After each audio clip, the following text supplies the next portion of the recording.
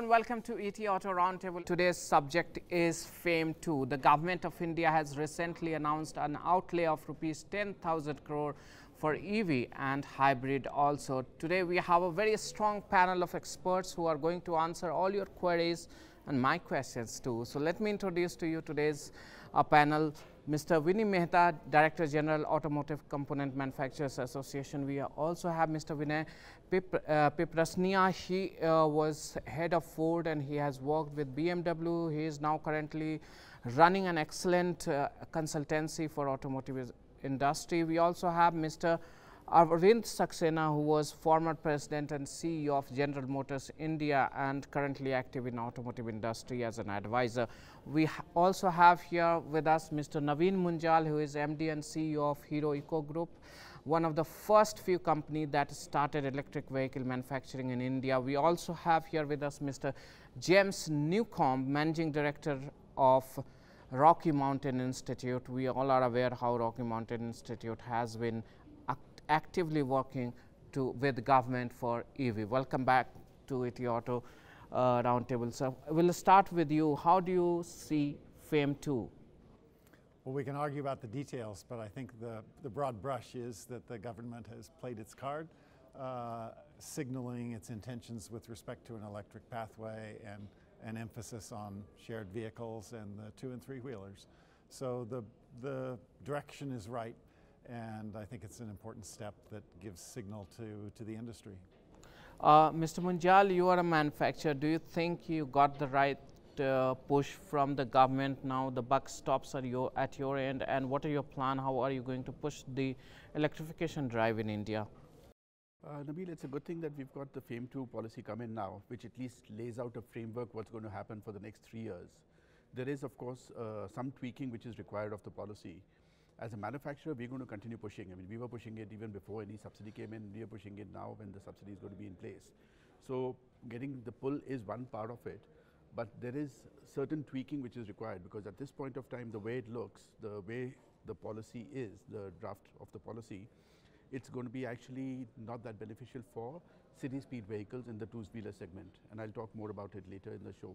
So those who have just joined in, we are doing ET Auto Roundtable on FAME 2 scheme, what kind of impact it's going to have on the users and companies working in this space. You can ask your question by putting it in comment box. Mr. Mehta, you are the backroom of automotive industry. When we talk about electrification, the biggest fear comes to you guys because we talk about the number of components going down. How do you see this FAME 2?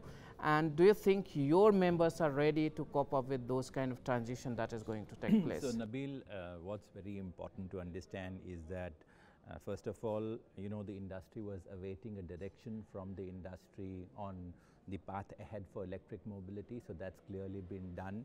I'm sure the vehicle manufacturers will now chart out their numbers and give it to the component manufacturers so that we in turn plan our capacities.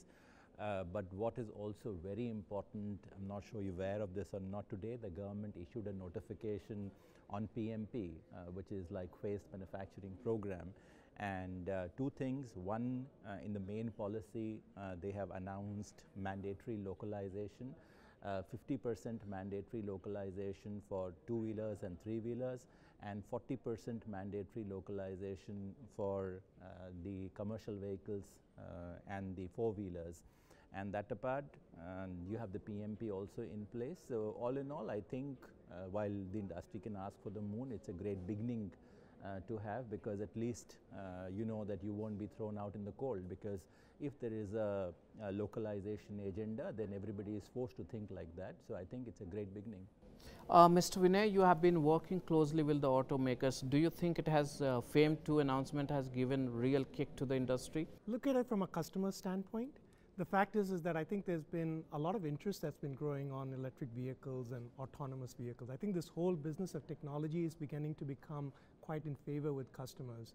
And the fact is that how can I get, be a part of this movement? I think the awareness needs to be grown a lot more. I think announcements like these generally create a higher level of interest and a higher level of engagement with the general customer, potential customers as to what it really means. But the fact is that is it sufficient? Is it enough? Because at the end, they will buy whatever is economical for them and what makes sense for them. Have we really reached the mark where they can, start considering electric vehicles over their current traditional vehicles? That, I think, is going to be a part of a bigger story that the whole ecosystem has to come together. These are bits and pieces, as we're all encouraged by it, because it signals that we need to do our part. India is a big player in this whole world that can see the electric movement and can change the dynamics of this whole business. And I think if we do it right, we can be a leader in EVs, but it all means coming all together. So what you're saying that the customer still looks for economic viability when they are opting for EV. Environmental consciousness may not lead to the purchase of electric vehicle. At the end, it's always going to be the price that I pay for acquisition and the running on operating costs. That is finally the clincher. If we can at least get it matched, or in some way we can bring the benefit in a more accessible manner, then we can see adoption start taking place in a way that it will start becoming a movement. At this moment, it's like pick and choose, or I'll do it because, okay, you've given an incentive, but when I go and do the maths, it really doesn't work out. I mean, a car today, a scooter average price, let's say 64, 65,000, an electric vehicle at about 1,50,000. I mean, we need a ways to go. Until we don't come to that, we may not be very successful. We haven't seen much success with even FAME 1. I mean, the number of two-wheelers, the number of four-wheelers are still minuscule compared to what we see in the movements in China and Norway. So, Mr. Saxena, you have worked with top 2 brands. You have seen mass segment, Maruti, Hyundai. You have understood the customer sentiment. How do you see? Are we really ready to take that leap in the EV space with this push of 10,000 crore? See, the way I look at FAME 2, I think it's a very positive step forward, and I think what very clearly it gives a good roadmap, I think, which was always missing earlier whenever government was announcing any policy intervention. There was a very, not a clear-cut roadmap, which I think came out in this time, that not only in terms of the time period, but also to classify the segments which is going to impact and how it will impact. So I think very clear direction for the industry to respond to that.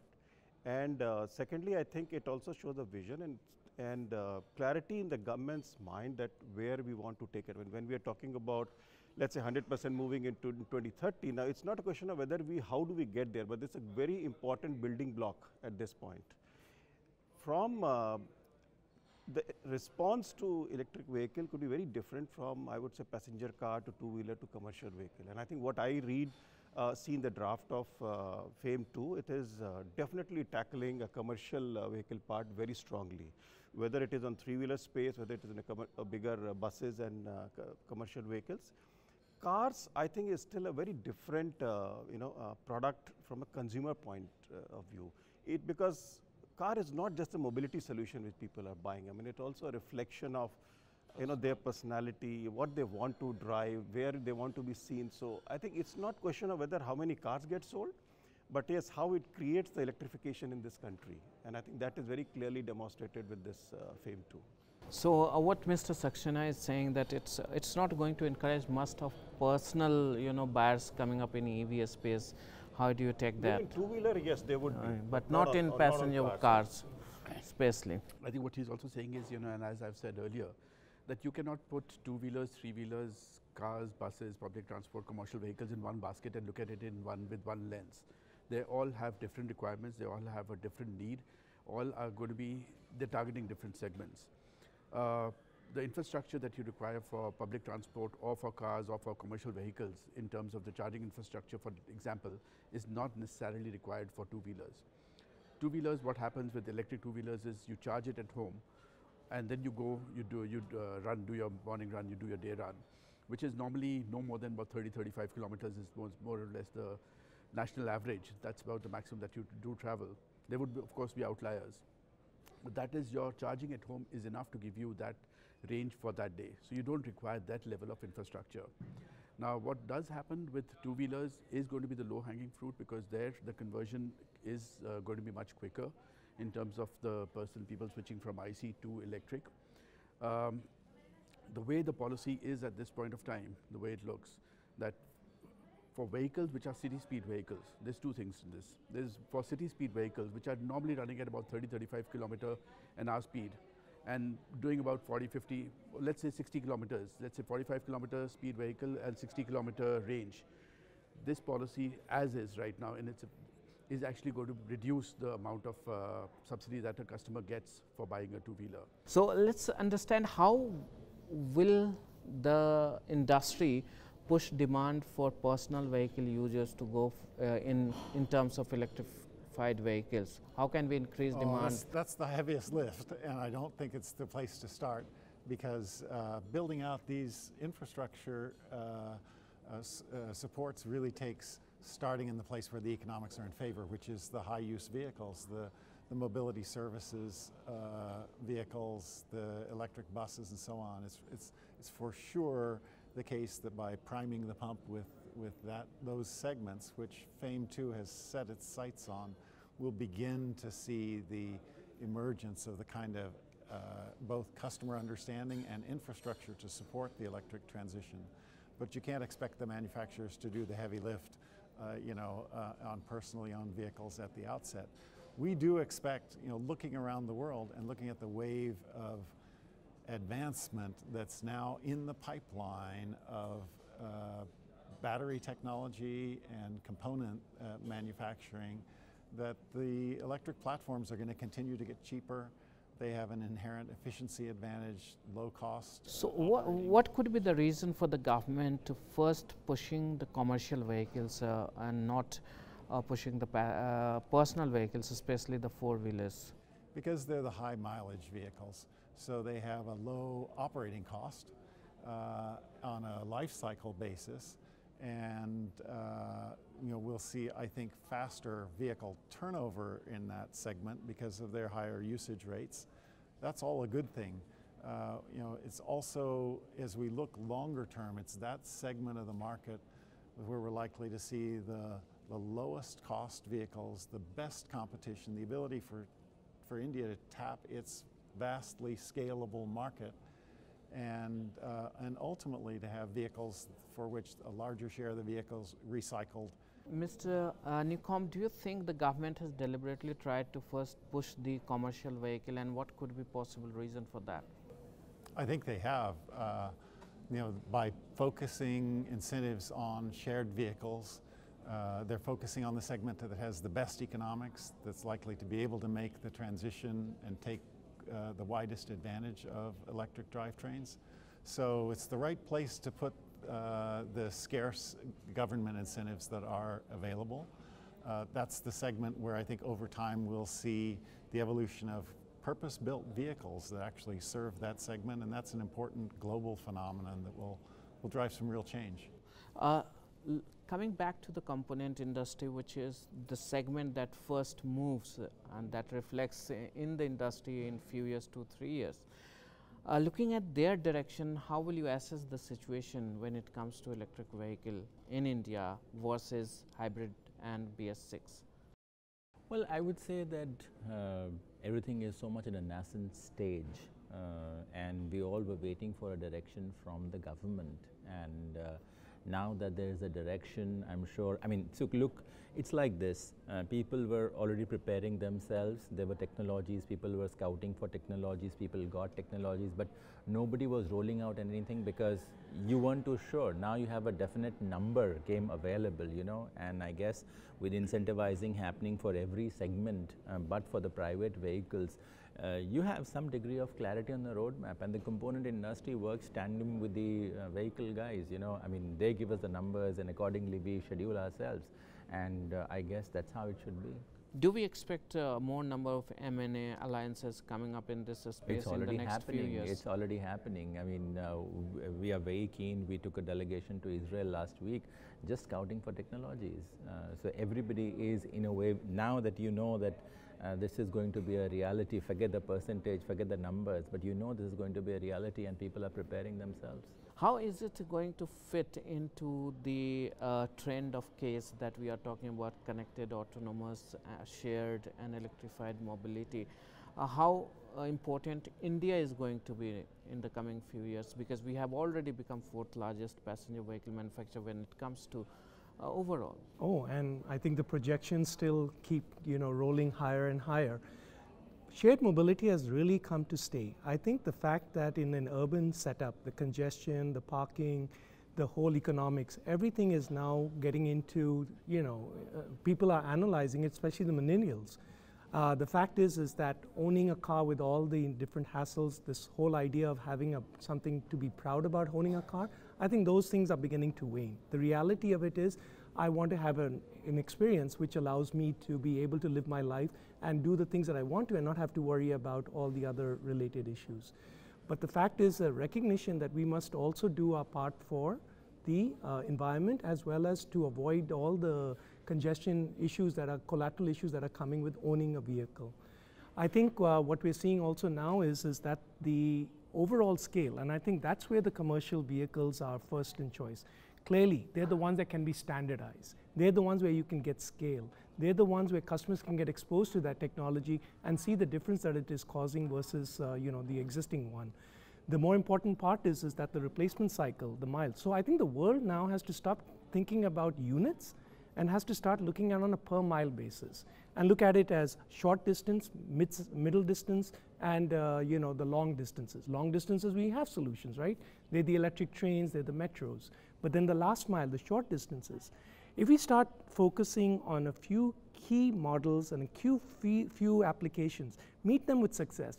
If we go broad-based, then we spread ourselves too thin. But let's say we focus on 2 or 3 case studies, do them really, really well, make the transformation, make it more, the adoption get more and more frequent and more quality and experiential driven, then I think we'll have a movement that will start becoming, it'll take a life of its own, and that's where we'll see the adoption taking place.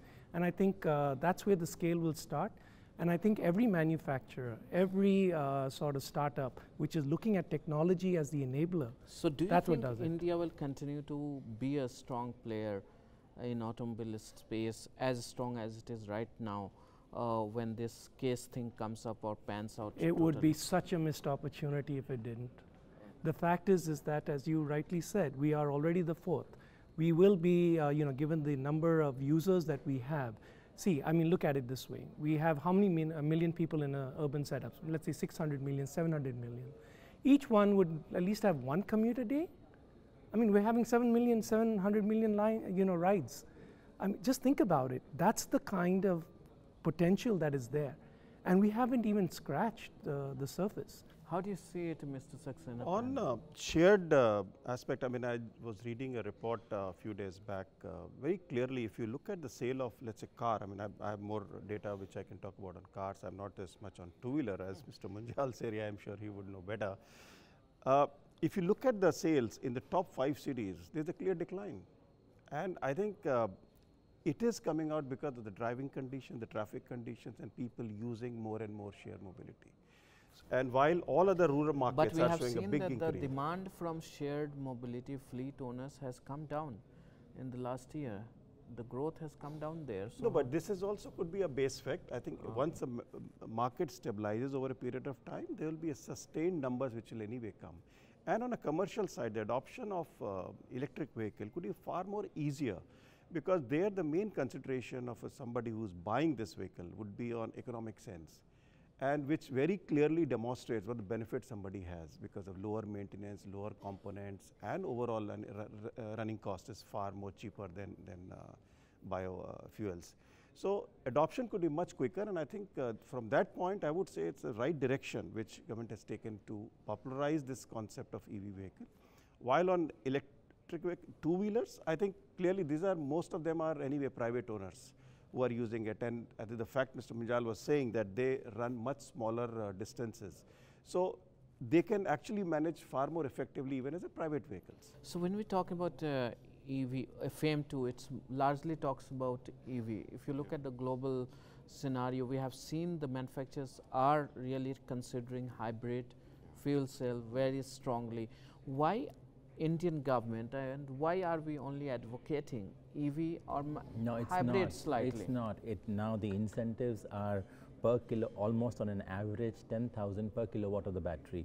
It does not specify whether it's a pure electric or a hybrid or a PHEV.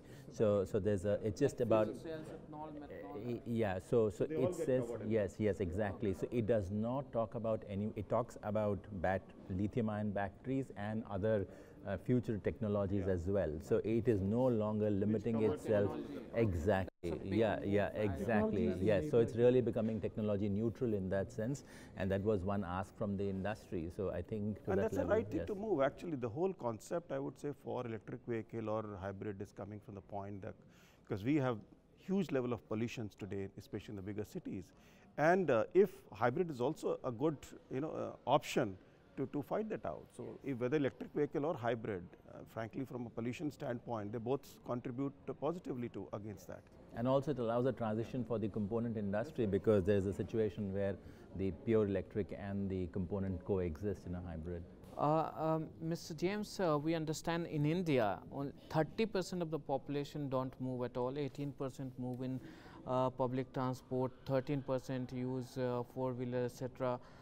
Sorry, two-wheeler, and about 3% only use passenger cars like cars and SUVs. Currently, with the FAME 2 kicking up and the case scenario building up in India, how do you see this and see this condition changing? Yeah, you didn't mention non-motorized, which is a high share here, and we hope Cycle will remain also 10, so. 15%, Yeah, it's a great. Healthy cities have people walking and biking where possible.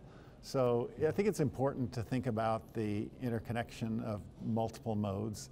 We're seeing integration in the best cities in the world of modal hubs that allow that kind of seamless connectivity from one form of transportation to another.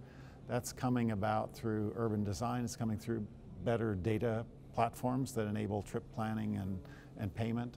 And I think that's the real opportunity that when we step back from it, step back from our perspectives on the niche opportunities for various manufacturing segments, the priority for India has to be congestion management.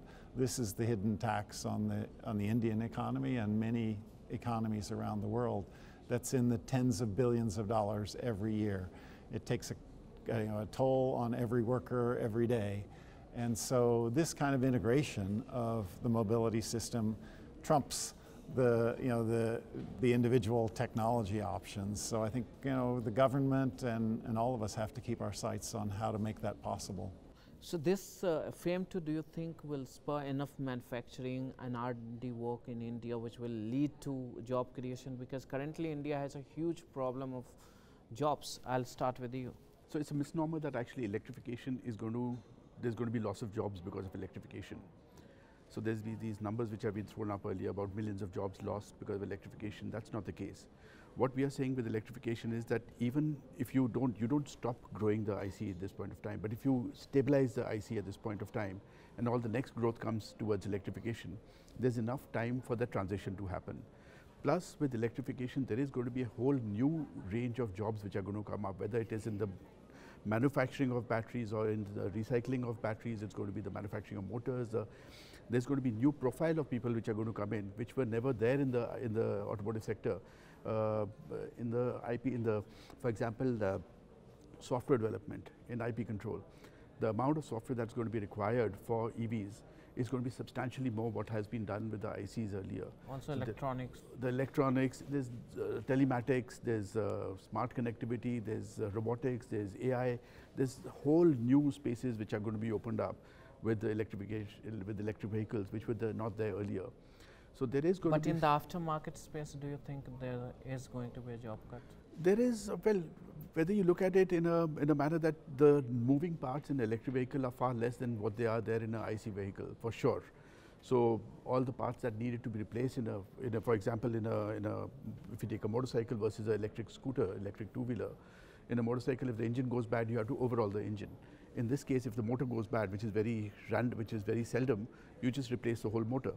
The battery, has to be replaced after a certain number of years, after a certain number of cycles. Now, whether that's 3 or 5 or 7, 6, 7 years, and then the battery is replaced. So there is a value for that battery that you're giving.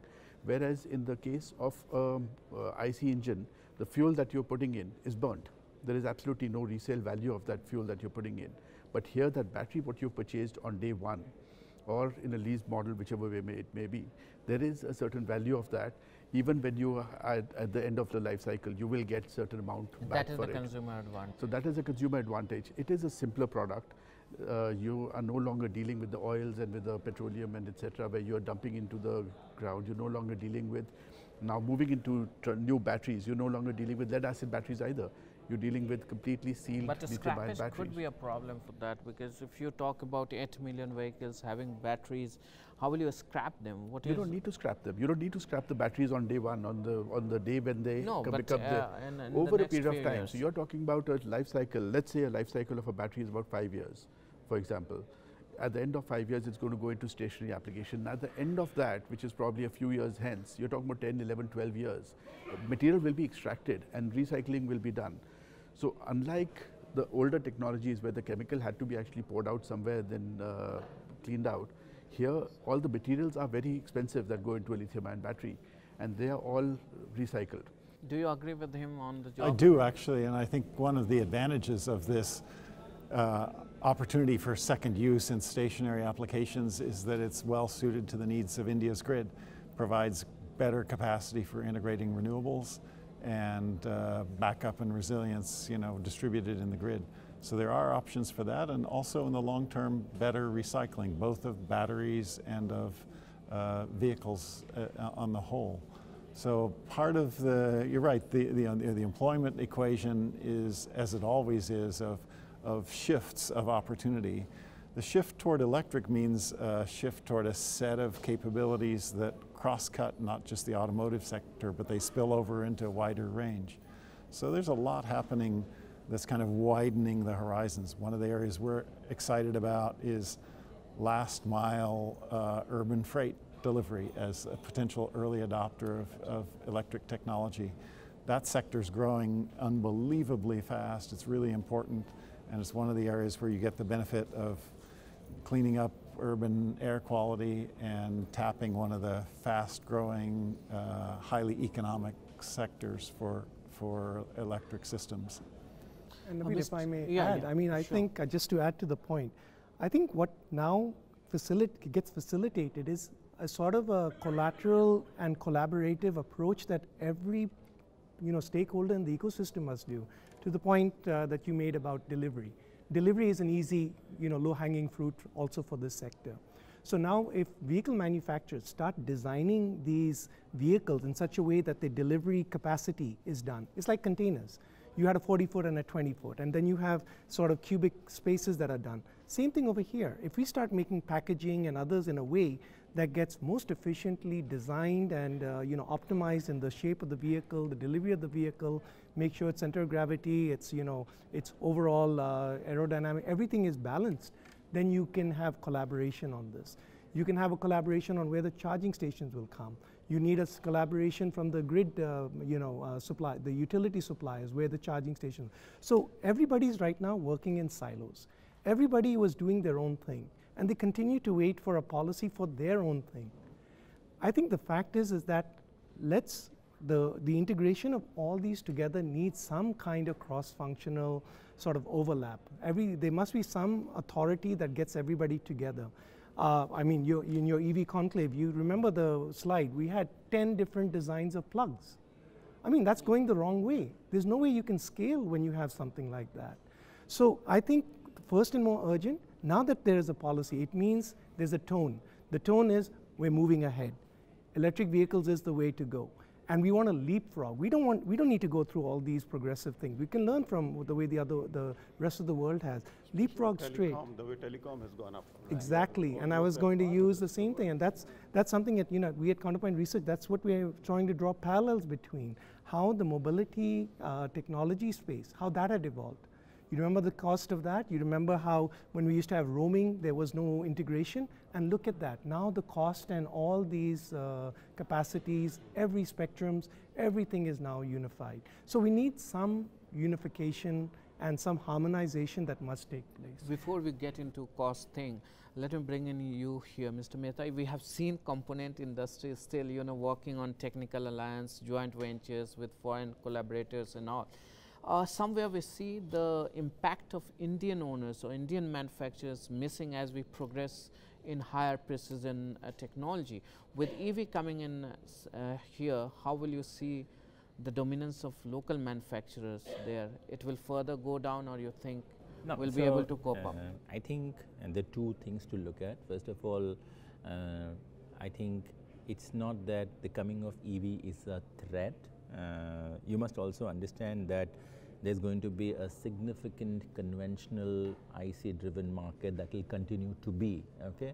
At best, probably the EV market would be 30%, okay, for next few years. No, I okay? understand that. So there is no panic per se from a component industry perspective that the coming of the EV industry means a death knell for everybody. It doesn't work that way, point number one. Point number two, yes, it is a challenge, okay, because fortunately or unfortunately in the country we do not have an ecosystem for R&D.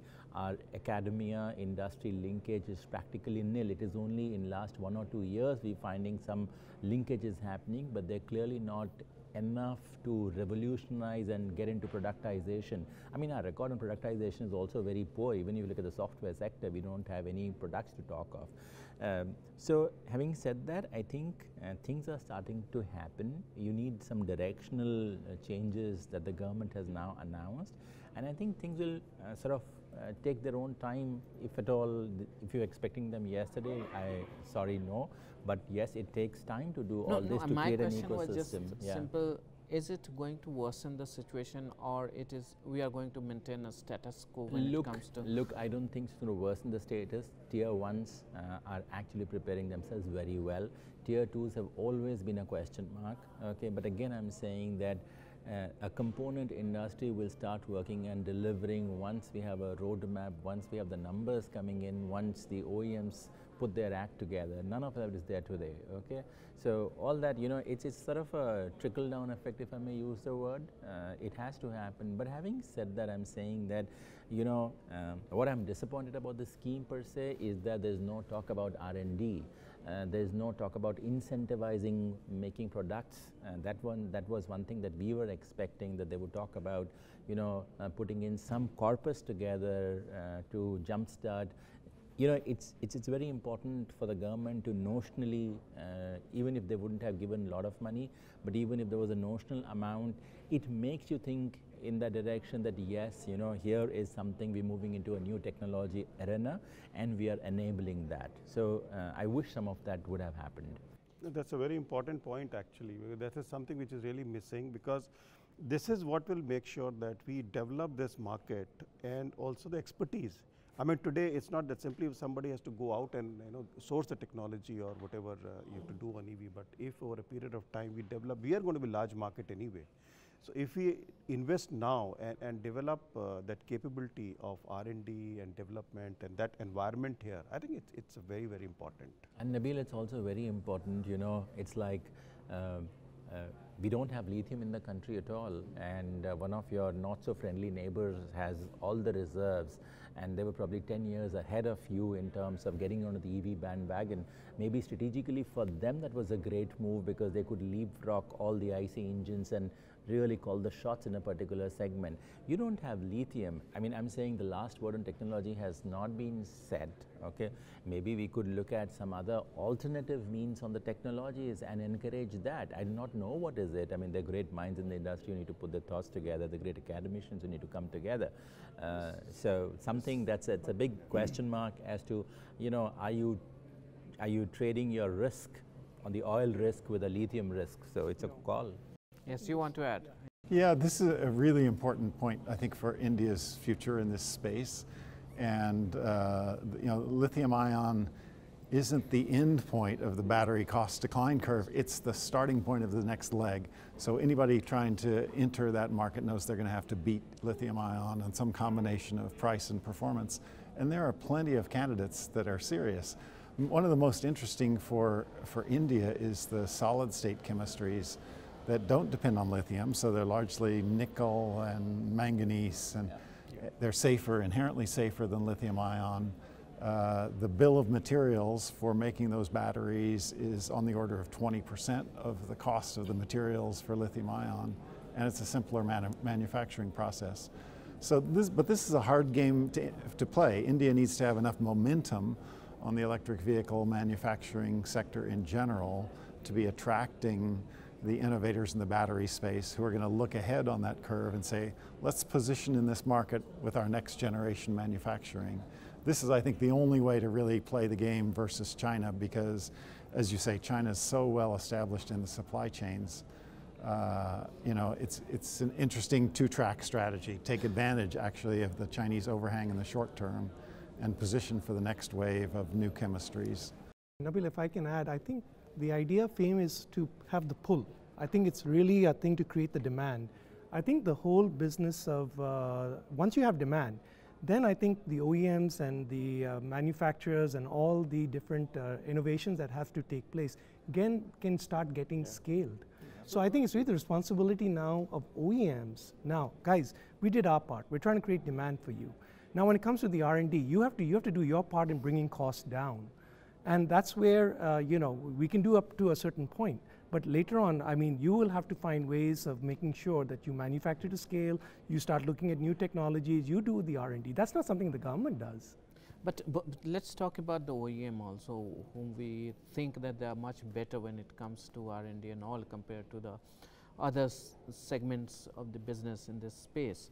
But there, do you have full faith? Do you think they're capable of producing as of now a perfect electric vehicle here in India? Because we have seen several orders being cancelled. There have been a lot of, you know, complaint about the product. How do you think we can deal with that? So I think this is where we have to get the best technology in the world. I think the whole world has to head towards alliances now. It's no longer of being, you know, siloed, as I mentioned. We are seeing some very new alliances that we had never thought. Daimler and BMW are getting together, for example. You have Toyota and Suzuki getting together. So the point is the whole equation is changing. And I'll go further to say one more. I think the tier ones have a huge opportunity to step up. Right. They're the ones who are given the responsibility by the OEMs, show me a better solution. I need this and I need it fast. You're seeing acquisitions taking place. And I think the whole idea of let's not do an M&A now, let's just do a simple alliance because that would be a faster way to get started. We're seeing a whole new sort of approach to the way in which this technology is getting acquired so that they can all get together. So I think we must be open about it. There are things that we don't have, and if we wait for it to get developed, maybe we're being unintentionally restrictive. I don't know, I mean, the whole idea of localization is a great idea, but there's some things that we don't have the time anymore. If we don't move fast, we're going to miss a very large opportunity to take our industry far faster or be in sync with the rest of the world. No, but localization is more to do with the manufacturing part of it, but sourcing of technology innovation, you can always buy that. And I think localization is a great way for India, frankly. I mean, if you're talking of creation of jobs, creation of capabilities, I think that's a very, very important part. And I would also like to sort of pick up a thread from the telecom industry. Look at the mobile industry.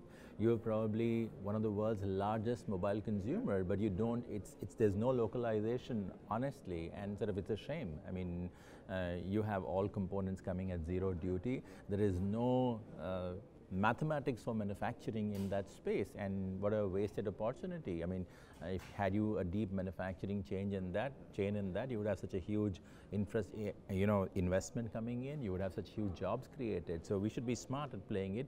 We shouldn't be serving our market on a platter to people. Not at all. In automotive, we have created a huge capability, both from component and OEM side. I mean, I don't think any other market in the world has so many OEMs available with the kind of capacities we have created. It does call for upscaling ourselves as an industry to harness that next generation opportunity. We if you look at it, I mean, there's 2 points here. One is the localization part, and the second is your lithium-ion batteries. I want to actually talk about both of them. So if you talk about localization, we are totally in for localization, but right now, coming from a two-wheeler, forget the four-wheeler and forget any other, there doesn't exist a supply chain. There's no manufacturer for batteries in India at this point of time.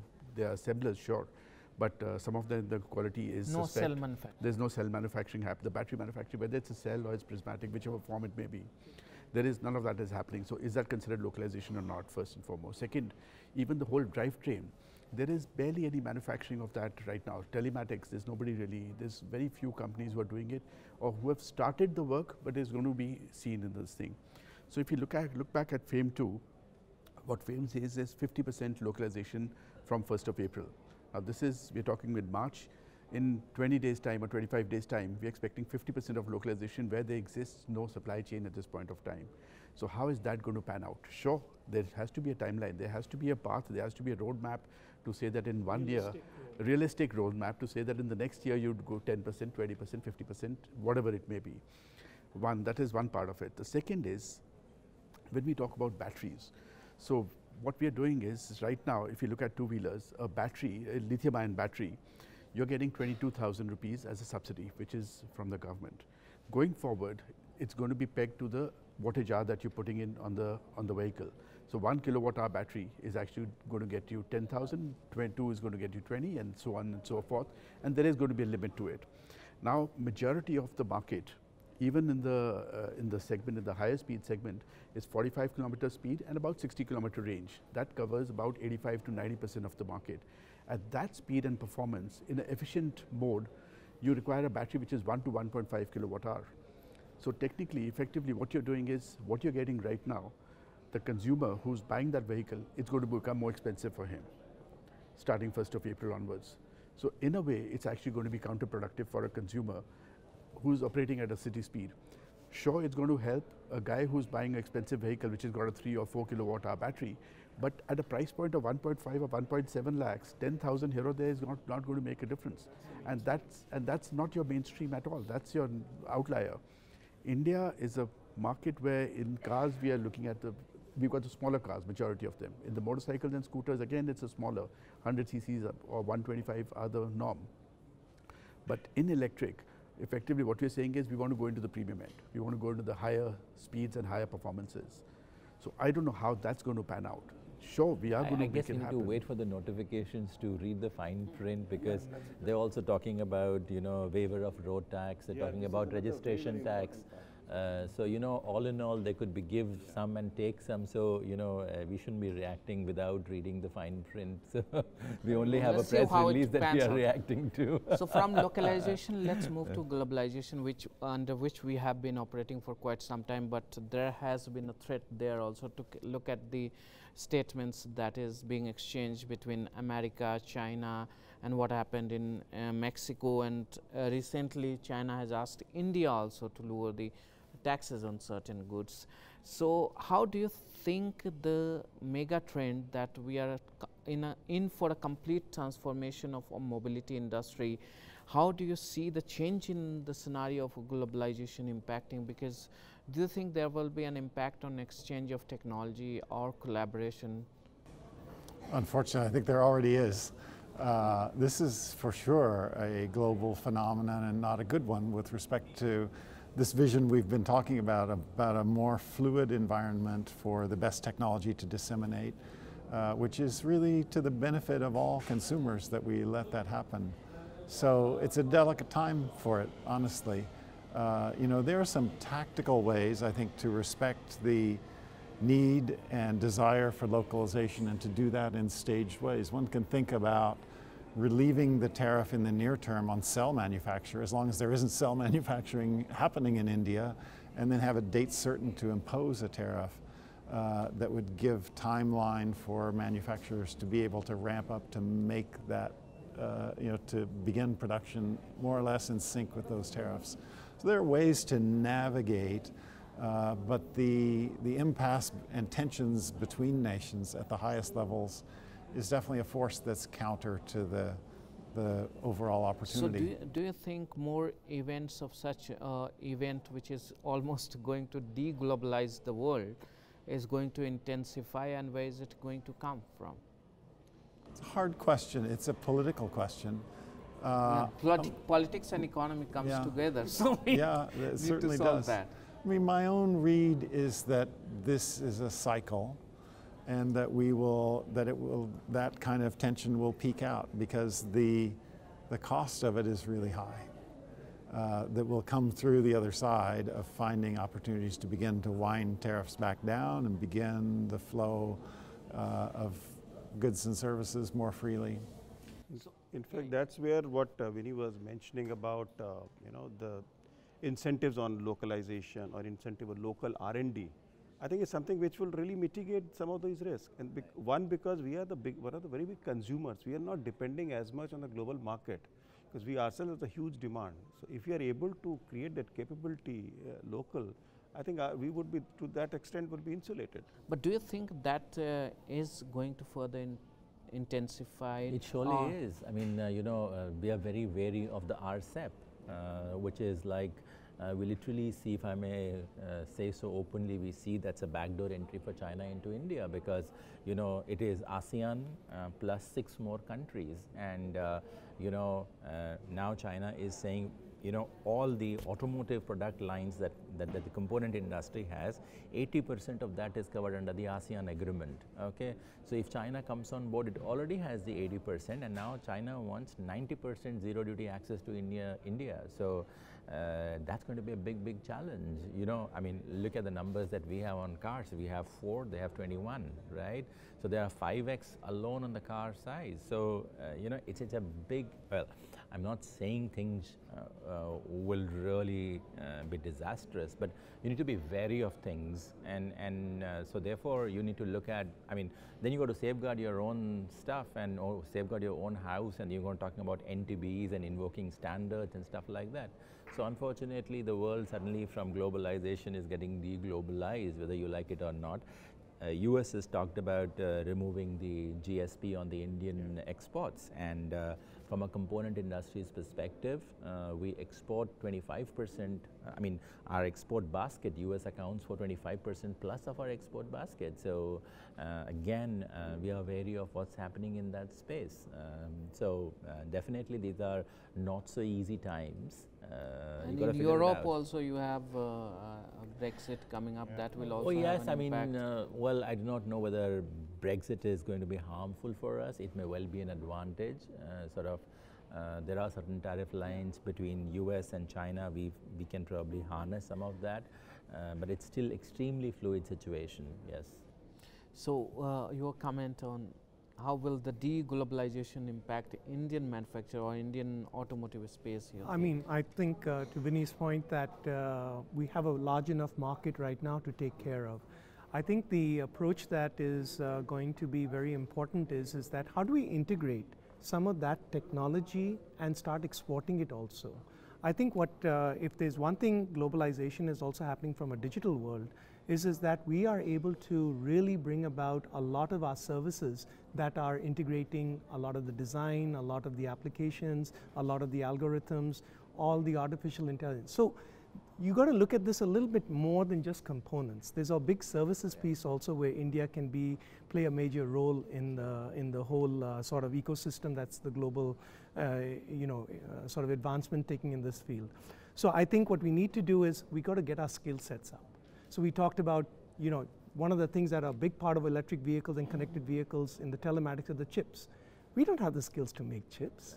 And I mean, we haven't even reached a point where we are even getting further on it. I mean, if we haven't started today, we're not going to happen 5–10 years later either. That's how much time we need. So I think we need to start picking and choosing which is the area that we can focus on and clearly get global expertise. Stick with that and move forward with offering that to the world. That's how we'll start creating a balance.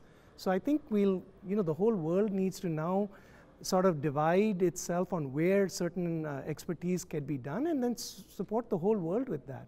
Everybody trying to do their own bit, I don't think we'll have scale. We'll have a lot of dissipation of resources.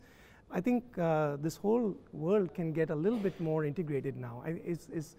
I think we're moving a little retro right now in retrograde by dividing ourselves, but maybe we need to bring some of that back. Protectionism will not stand for long, that's what you think. Definitely.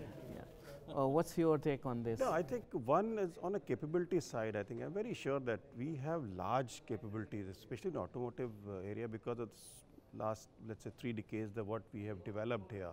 I mean, today if you think of it, almost every global OEM has a technical center in India, which is contributing to entire development of various components, various sides of automotive. Now we need to leverage that. I agree that we possibly can't do 100% of that here, but the large part definitely we can do, and I think we should do it. We should encourage that. That is where our strength lies. If you really look at last 3 decades, the way component industry has developed in this country, the way the OEMs have developed in this country, I think we should really take on from there, and this is another opportunity for us. Mr. Munjal, are you scared of China, because you see that China has a huge electric vehicle base? They are trying to come into India various ways, from back door, from the front door. We have seen a lot of manufacturers showing keen interest here, plus they are being imported through Indian players also. How are you there to deal with them? Not scared. I mean, see, what happens is, if you look at the three-wheeler industry, that industry is, it's a big industry, but if you look at the product quality is actually quite atrocious. It's in shambles simply because, you know, lower cost products were dumped into the market initially by China, and then low cost manufacturing started off here. But yet it's a substantially large ecosystem which got created. So we're not scared. What is going to actually count at the end of the day is, one, your service that you deliver here, the product quality itself, the distribution network, the brand that you're carrying, and the customer satisfaction that you're able to provide by your brand. A number of Chinese companies, or let me put foreign companies, have tried to enter in the past, and they've not been able to create a distribution network here. There will come a time when the online sales will increase more than what they have at this point of time, so e-commerce, vehicles.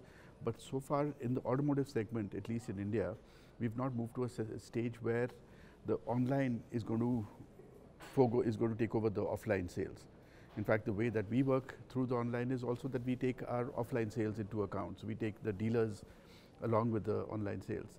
So I don't think that's going to be that much of a disruption at this point of time from the. Also, what's happening is that we are now coming in at a much later stage, so we are leapfrogging technologies. In terms of the vehicle itself, the vehicles that we sell in India are very different from the vehicles that they sell in China. Their infrastructure exists where they don't need the batteries that we do here.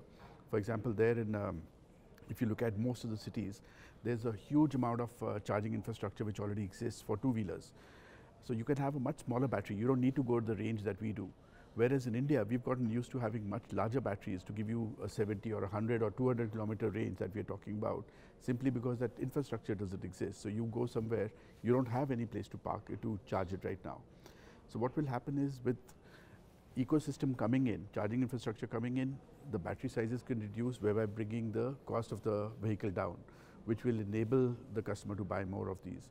But in terms of direct competition, I don't see that as too much of a threat at this point of time, unless they come in and start dumping poor quality products, in which case, you know, that is where we are appealing to the government to say that, you know, you should have more stringent testing standards, more stringent quality standards, and not homologation has to be stronger than what it has been. I think this example of the three-wheelers is a good one. It's an example of how sensitive the game is right now. And it brings us all the way back to FAME 2, that priming the pump for these markets right now is really important, because the opportunity for India's manufacturers to get a start at a time when we're right at the foot of the S-curve is so important. So let's come back to the retailing system. When EV comes up, we have seen that Tesla has said that by way of introducing online sales, they have been able to bring down the cost of their models. Similarly, other electric vehicle manufacturer has also said that they will explore the online option largely. How do you see the role of dealer network in an era where electrified vehicles are there in India? I think it'll change a lot. It's changing not only because of innovation in the retailers, but of the conjunction with lower operating costs, lower maintenance cycles, a more sort of modular approach to how those vehicles will be maintained over time. So I do think we're at a moment for fundamental change in you know, certainly over time in the way that four-wheelers are. So one final question from all of you. With this FAME 2 coming up, do you think the aspiration to have 30% of electrification of the entire fleet, how far can we reach by 2030 on that? Oh, that's a very difficult question, but I think we have well begun. The intention is right, and I think we all need to put in our effort. At the end of the day, it's our country. We need to put that a little bit to make it happen. Your take. I think the tone is set absolutely correctly in terms of getting that momentum. I think it is now for us to you know, to activate whatever is offered and add whatever we can from our end to create the demand. Once there is demand, we should reach a point of inflection where the electric vehicles would become the obvious choice, both from a point of view of being environmental friendly, the economics, as well as maintenance, and overall it will then lead to the next technological innovations in connected cars as well as in autonomous cars. So overall, the direction is right. I think now it's for us to get moving and make it happen. The race is on now. Right. It's a good start, I would say, and to really make it a bigger success, I think we also need to put some other pieces in place, which is, one is I think state registration subject, which really ranges from maybe 4% to 21% in some of the states, which is a very large part of the acquisition cost. And second is also the charging network. I mean, whether you put those 27,000 charging stations all across the country, or you just put it in 5 top polluting cities. So I think some of those technical decisions will really make it a bigger success than what one would see otherwise. See, we've been in the market for long enough now. We've been there when we weren't even talking about electrification to that extent. So we have the advantage of actually coming in from the past. So we are not looking at a 30% conversion or anything of that sort in the next 10 years. We are gearing up that how can we go to 100% conversion in the next 10 to 12 or 15 years. I don't know whether we're going to hit that 100% or 80% or 50%, whatever. There's a number of factors which have to come into play. But if you look at it, from a consumer perspective, I'm going to digress a little bit. There was a survey done of the pollution. Out of the top 15 most polluted cities in the world, 12 are in India, and out of those 12, 5 are the NCR region. So all our neighboring cities. We are actually in a gas chamber at this point of time, and that's going to explode. And Beijing, which was considered one of the most polluted cities, is nowhere in the top 15 list at all. Now, what is it going to take to get there? Is it going to be, somebody coming and saying that, complete ban on IC engine in certain areas? Or is it going to be, what is going to happen? Or is it people going to start buying more EVs simply because they find that, they want to have cleaner air to breathe for them and for their children? So there are a number of factors. What we think is going to happen is once the momentum starts, it's going to catch on much faster. We, of course, are going to require help from our friends here for the component supply. We're there. No, I'm saying help. This is going to be. Numbers, we'll do it for you. So we think it's going to be much faster as the ball starts rolling. Your take? First of all, it's good to hear this optimism all around. I think none of us know for sure, but we do know that the observable learning rates for some of the key component technologies are comparable to what we've seen in LED lights, in solar panels, in integrated circuit chips. That sells me on the possibility of really transformative change, that we're at a tipping point, because those are fundamental drivers. They're global drivers, and I think that opens up a range of possibility that could surprise us all. So that's the end of today's ET Auto Roundtable. We thank our distinguished guest for such an insightful discussion. Keep watching ET Auto Roundtable. Thank you.